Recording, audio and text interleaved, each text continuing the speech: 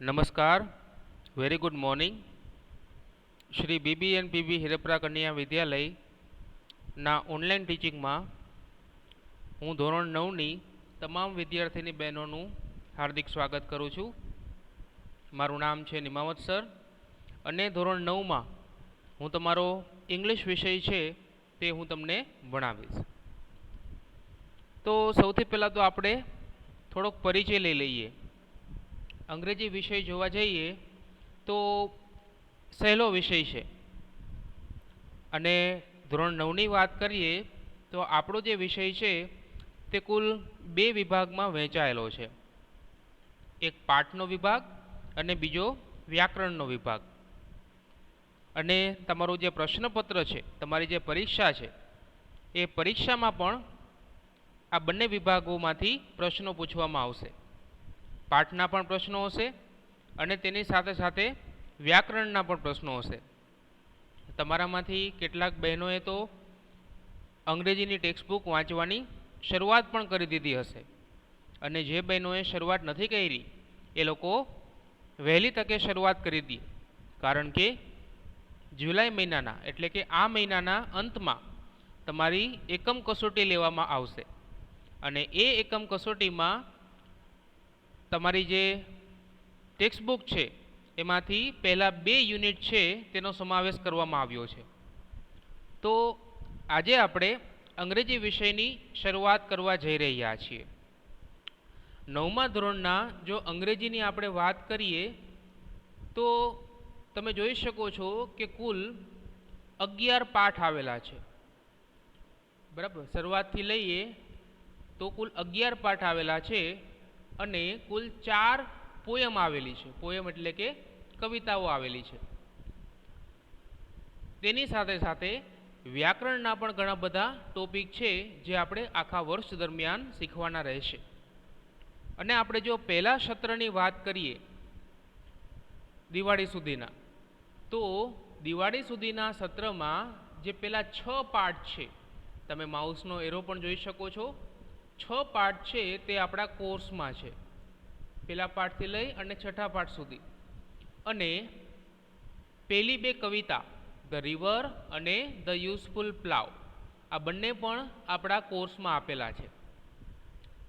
તો આજના લેક્ચરની શરૂઆત આપણો જે પહેલો પાઠ છે, પહેલા પાઠનું શીર્ષક છે ચીતાસ ટીયર્સ, એનાથી આપણે કરવાની છે. બરાબર, પાઠની શરૂઆત કરીએ એની પહેલાં આપણે થોડોક આ પાઠનું જે શીર્ષક છે તેના વિશે ચર્ચા કરી લઈએ. Unit number 1 cheetah's tears. તમને બધાને ખબર છે કે ચીતા છે તે એક પ્રાણીનું નામ છે અને આ જે પ્રાણી છે તે દીપડા સાથે મળતું આવે છે. દીપડો અને ચિત્તો તમે જુઓ તો બંનેમાં તફાવત શોધવો ખૂબ જ અઘરો છે. અને તમને જાણીને આશ્ચર્ય થશે કે આપણા દેશમાં, ભારતમાં આજની તારીખે એક પણ ચિત્તો જોવા મળતો નથી. જે છેલ્લો ચિત્તો હતો તે ભારતમાં 1947ની પહેલાં જોવા મળ્યો હતો. એનું કારણ શું કે જ્યારે આપણા દેશમાં અંગ્રેજો શાસન કરતા હતા ત્યારે તે લોકોએ શિકાર કરીને મોટા ભાગના ચિત્તાઓ છે તેને મારી નાખ્યા હતા. ચીતાસ ટીયર્સ. ચિત્તા એક પ્રાણીનું નામ છે અને ટીયર્સ, ટીયર્સ એટલે કે આંસુ, ચિત્તાના આંસુઓ. બરાબર, આ આપણા પાઠનું નામ છે. તો પાઠની શરૂઆત કરીએ એની પહેલાં આપણે પ્રી ટાસ્ક જોવાની છે. દરેક પાઠની પહેલાં આપણે પ્રી ટાસ્ક જોવાની રહેશે જે આપણે પાઠ સમજવા મદદરૂપ થશે. તો જોઈએ આપણે pre task. Read the passage. Passage એટલે કે ફકરો અને રીડ એટલે કે વાંચો. ફકરો વાંચો. ચાલો તો આપણે ફકરો જોઈએ. વન ડે, એક દિવસે, રોઝી વેન્ટ. રોઝી એક છોકરીનું નામ છે, વેન્ટ એટલે કે જવું. રોઝી ગઈ હતી. ટુ એ ગ્રોસરી શોપ. ગ્રોસરી એટલે કરિયાણાની અને શોપ એટલે કે દુકાન. એક દિવસ રોઝી છે તે કરિયાણાની દુકાને ગઈ હતી. શેના માટે ગઈ હતી? Two by. બાય એટલે ખરીદવું, ખરીદવા ગઈ હતી. શું ખરીદવા ગઈ હતી? અ પેકેટ ઓફ બ્રેડ, બ્રેડનું એક પેકેટ ખરીદવા માટે ગઈ હતી. વેન શી સો ધેટ, જ્યારે તેણીએ જોયું કે, સો એટલે જોવું. ધ શોપકીપર, શોપકીપર એટલે દુકાનદાર, વોઝ બિઝી, બિઝી એટલે વ્યસ્ત. જ્યારે તેણીએ જોયું કે દુકાનદાર વ્યસ્ત હતો વિથ ધ અધર કસ્ટમર્સ, અધર એટલે બીજા અને કસ્ટમર્સ એટલે કે ગ્રાહકો. જ્યારે તેણીએ જોયું કે દુકાનદાર વ્યસ્ત હતો બીજા ગ્રાહકો સાથે, શી સ્ટોલ, સ્ટોલ એટલે કે ચોરી કરવી, તેણીએ ચોરી કરી. સમ ટોફીઝ, ટોફીઝ એટલે કે ચોકલેટ, નાની ચોકલેટ જે હોય એને ટોફીઝ કહેવાય.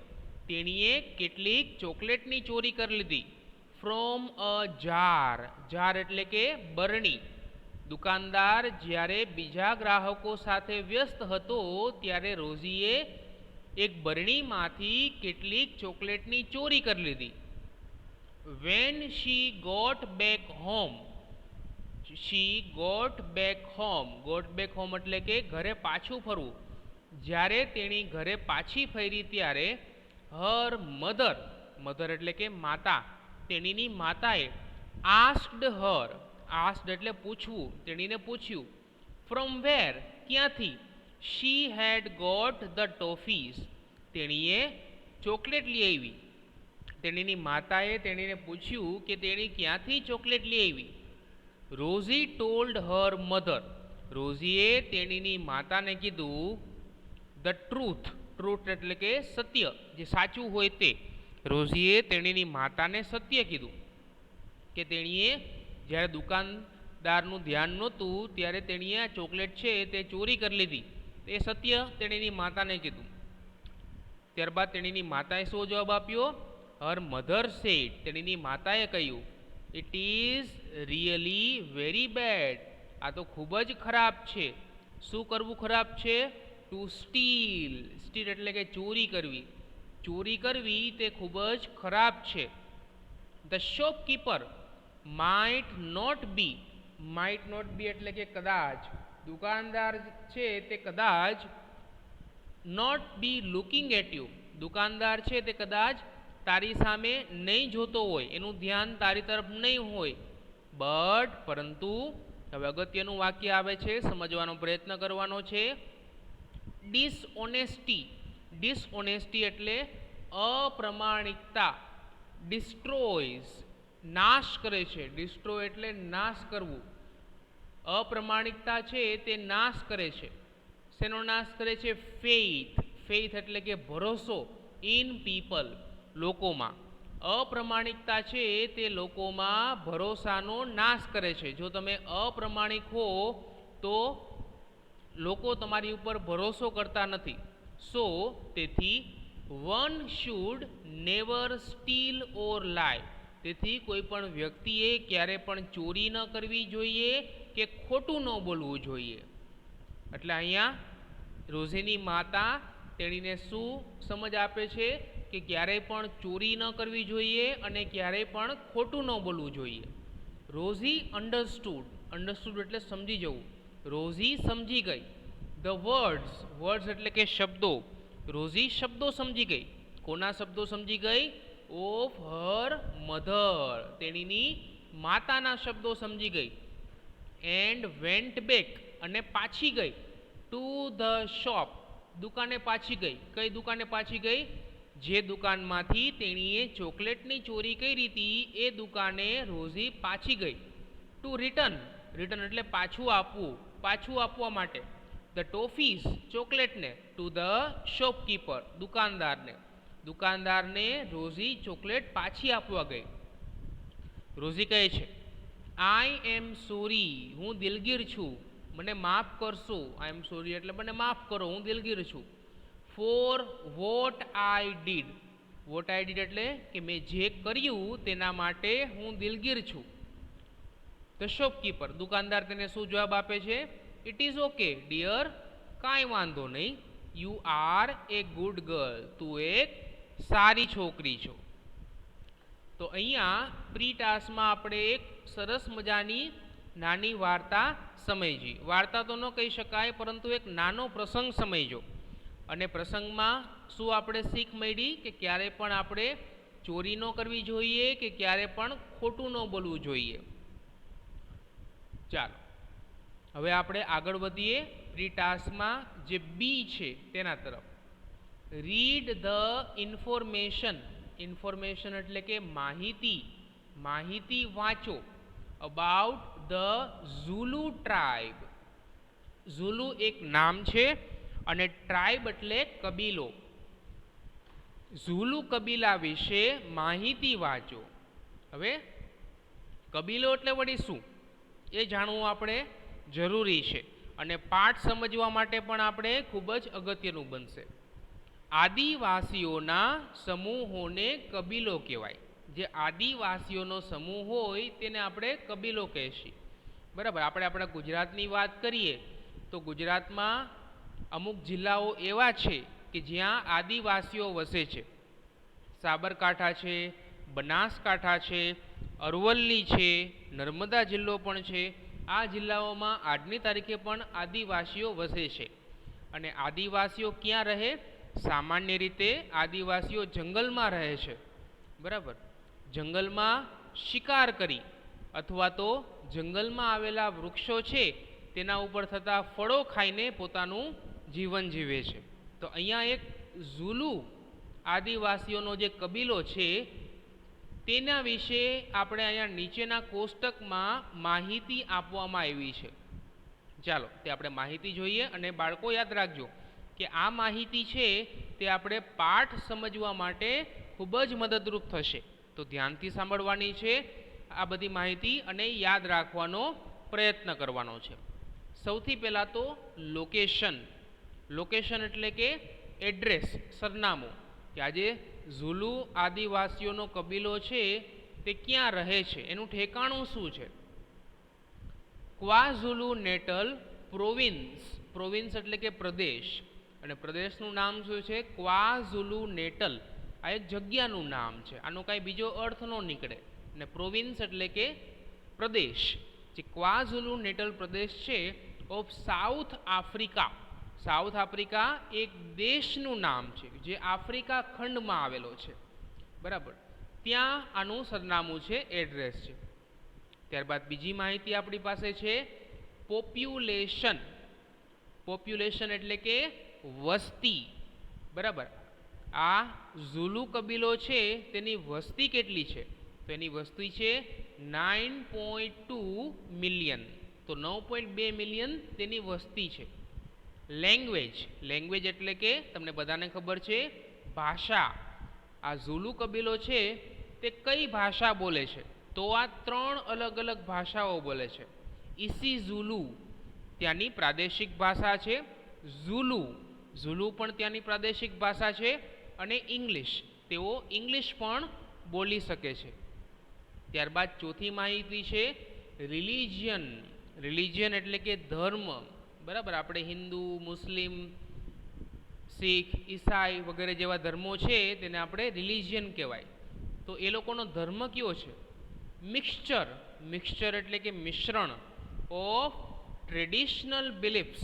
ટ્રેડિશનલ એટલે પરંપરાગત અને બિલીફ્સ એટલે માન્યતાઓ.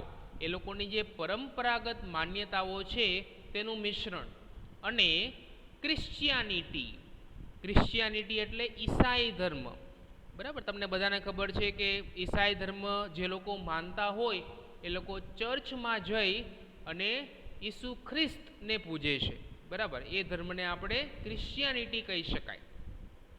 ચાલો ત્યારબાદ પાંચમી માહિતી છે રાઇટ્સ. રાઇટ્સ એટલે કે હક. બરાબર. તેને ક્યાં ક્યાં હક મળેલા છે? તો એને બર્થ. બર્થ એટલે કે જન્મનો હક છે. પ્યુબર્ટી એટલે કે વિકાસ, પોતાનો વિકાસ કરવાનો હક છે. મેરેજ લગ્ન કરવાનો હક છે. એન્ડ ડેથ અને મૃત્યુ પામવાનો હક છે.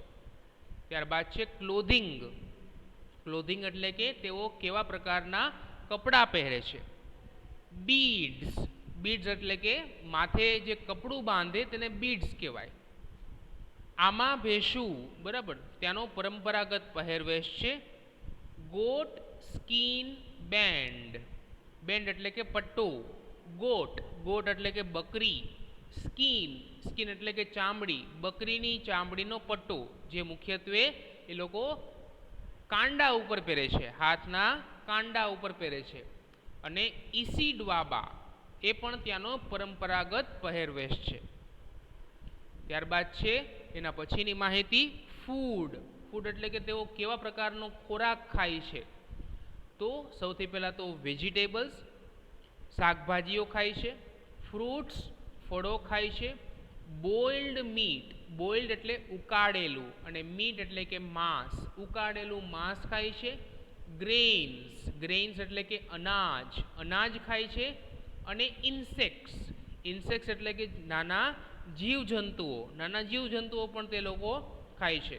આપણે અગાઉથી વાત કરી કે આ લોકો જંગલમાં રહે છે અને જંગલમાં તે જે પણ વસ્તુ મળે તે પોતાના ખોરાક તરીકે તેનો ઉપયોગ કરે છે. ત્યારબાદ સ્પોર્ટ્સ, સ્પોર્ટ્સ એટલે કે રમતગમત, કેવી રમતો તેઓ રમે છે. સોકર, સોકર છે તે ફૂટબોલનું એક બીજું નામ છે. તમને બધાને ખબર છે કે ફૂટબોલની રમત એટલે કેવી રમત, કેવી રીતના રમાય, બરાબર. તો ફૂટબોલનું બીજું નામ છે, એનો સમાનાર્થી શબ્દ છે સોકર. તો ફૂટબોલ રમે છે.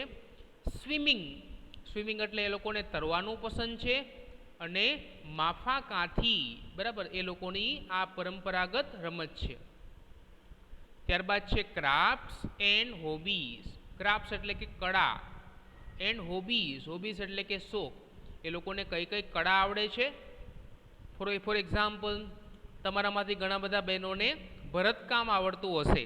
જે ભરત ગૂંથણનું કામ છે તે એક પ્રકારની કળા છે. તો આ લોકોને કેવી કળા આવડે છે, એન્ડ હોબીઝ, આ લોકોના શોખ કયા કયા છે. તો સૌથી પહેલો વીવિંગ, વીવિંગ એટલે ગૂંથવું, બરાબર. કપડામાં અલગ અલગ રંગના દોરાથી અલગ અલગ પ્રકારની આકૃતિઓ, અલગ અલગ પ્રકારની ડિઝાઇન જે બનાવવામાં આવે એને આપણે વીવિંગ કહેશું. વીવિંગને ગુજરાતીમાં કહેવાય ભરત ગૂંથણ. બીડ્સ વર્ક, આની ઉપર જ શબ્દ આવી ગયો બીડ્સ. કેવા પ્રકારના કપડાં પહેરે છે, તો કે બીડ્સ. બીડ્સ એટલે કે માથે બાંધવાનું કપડું. તો માથે બાંધવાના કપડામાં તેઓ અલગ અલગ ડિઝાઇન બનાવી અને એવી રીતના બનાવે છે. ક્રાફ્ટ્સ મેકિંગ, ક્રાફ્ટ્સ મેકિંગ એટલે અલગ અલગ પ્રકારની કળા બનાવવી. અને પોટ્રી, પોટ્રી એટલે જે લોકો માટીનો ઉપયોગ કરી અલગ અલગ પ્રકારના વાસણો બનાવે છે તેને પોટ્રી કહેવાય.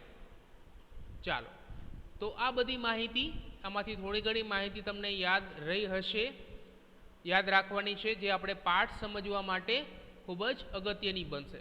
હવે આપણે આગળ વધીએ સીધા પાઠ તરફ. બાળકો, હું તમને એક બીજી સૂચના પણ આપી દઉં કે આ જે તમે વિડીયો જુઓ છો તેમાં હેડફોનનો ઉપયોગ કરો તો એ વધારે સારું રહેશે. જો હેડફોનનો ઉપયોગ કરશો તો તમારું જે કોન્સન્ટ્રેશન છે, તમારું જે ધ્યાન છે તે પૂરેપૂરું આ વિડીયોમાં રહેશે અને પાઠને તમને, પાઠ જે છે એ તમે સરળતાથી સમજી શકશો. તો શરૂઆત કરીએ. Long long ago. Long long ago એટલે ખૂબ જ લાંબા સમય પહેલાં. અ ઝુલુ હન્ટર. ઝુલુ એટલે તમને બધાને ખબર છે આ એક કબીલાનું નામ છે, ત્યાંનો વ્યક્તિ. હન્ટર, હન્ટર એટલે કે શિકારી. ખૂબ જ લાંબા સમય પહેલાં એક ઝુલુ શિકારી વોઝ સિટિંગ, બેઠો તો. સિટિંગ એટલે બેસવું. અંડર, અંડર એટલે નીચે. અ ટ્રી, ટ્રી એટલે કે વૃક્ષ. એક ઝુલુ શિકારી વૃક્ષ નીચે બેઠો હતો. હિઝ નેમ વોઝ એડી. એનું નામ શું હતું? એડી હતું. અને એડી કોણ હતો એવો પ્રશ્ન પૂછાય તો તમે શું ઉત્તર લખશો કે એડી એક ઝુલુ શિકારી હતો, બરાબર. એના કબીલાનું નામ ઝુલુ હતું અને એમાં તે શિકારી હતો અને તે એક વૃક્ષ નીચે બેઠો હતો. હી સો, તેણે જોયું. અ લાર્જ, લાર્જ એટલે કે મોટું. અને હર્ડ, હર્ડ એટલે કે ટોળું. એને એક મોટું ટોળું જોયું. કેનું મોટું ટોળું જોયું? ઓફ ડિયર, ડિયર એટલે કે હરણ, એને હરણનું એક મોટું ટોળું જોયું. ગ્રેઝિંગ, ગ્રેઝિંગ એટલે ચરવું, બરાબર. જે શાકાહારી પ્રાણીઓ છે, બરાબર, તે ઘાસ છે, પાંદડાઓ છે, બરાબર, તે ચરી અને પોતાનો ખોરાક છે તે પૂરો પાડે છે. તો આજે એડી છે એક વૃક્ષ નીચે બેઠો હતો અને તેને એક મોટું ટોળું જોયું. કેનું મોટું ટોળું જોયું? હરણનું. ગ્રેઝિંગ, જે ચરી રહ્યું હતું. In the lush green meadow. Lush green meadow, meadow એટલે મેદાન, અને લશ ગ્રીન એટલે લીલુંછમ. લીલુંછમ જે ઘાસનું મેદાન હતું તેમાં આ હરણનું ટોળું છે તે ચરી રહ્યું હતું. He said to himself, તેણે તેની જાતને કહ્યું, These deer are really wonderful. આ જે હરણ છે તે ખૂબ જ, રિયલી એટલે ખૂબ જ, વન્ડરફુલ, વન્ડરફુલ એટલે કે અદ્ભુત. But I have to run, મારે દોડવું પડશે, અલોટ, ઘણું બધું, to catch one of them, એમાંથી એક હરણને પકડવા માટે મારે ઘણું બધું દોડવું પડશે. આપણે અગાઉ જ વાત કરી કે ઝુલુ કબીલો છે, જે આદિવાસીનો કબીલો છે, તે બીજા પ્રાણીઓનો શિકાર કરી અને પોતાનો ખોરાક છે તે પૂરો પાડે છે. એટલે એડી છે એ ઝાડ નીચે બેઠા બેઠા એક હરણનું ટોળું જુએ છે અને એ ટોળા વિશે વિચારે છે કે આ હરણ છે તે ખૂબ જ અદ્ભુત છે, વન્ડરફુલ એટલે અદ્ભુત, પરંતુ મારે તેમાંથી એકને પકડવા માટે ઘણું બધું દોડવું પડશે. રણ એટલે દોડવું. Can't there be an easy way. Easy way એટલે સરળ રસ્તો. શું કાંઈ સરળ રસ્તો ન હોઈ શકે? ટુ ગેટ વન, આમાંથી એક હરણને પકડવા માટે. આમાંથી એક હરણને પકડવા માટે શું કાંઈ સરળ રસ્તો ન હોઈ શકે? ચાલો, તો બાળકો આપણે પાઠ છે તે અહીંયા સુધી આજે આપણે રાખીએ. બાકીનો જે પાઠ છે તે હું આના પછીના વિડીયો લેક્ચરમાં સમજાવીને તમને હું પહોંચાડીશ. Thank you.